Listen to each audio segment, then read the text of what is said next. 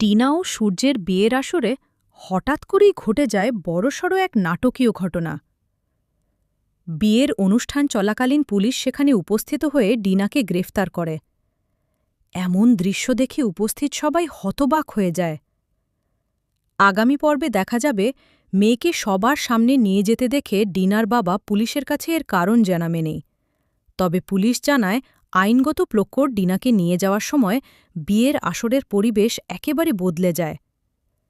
বিদায় নেওয়ার আগে ডিনা প্রচণ্ড ক্ষোভ প্রকাশ করে এবং সোহাগকে উদ্দেশ্য করে জানায় এই ঘটনার জন্য সে কাউকে সহজে ক্ষমা করবে না।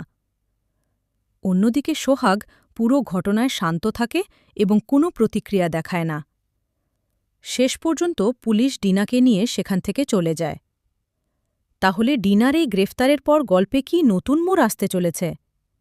জেল থেকে বেরিয়ে সে কি প্রতিশোধ নেওয়ার চেষ্টা করবে, নাকি সামনে অপেক্ষা করছে আরও বড় কোনো চমক? সবকিছু জানতে চোখ রাখুন আগামী পর্বে।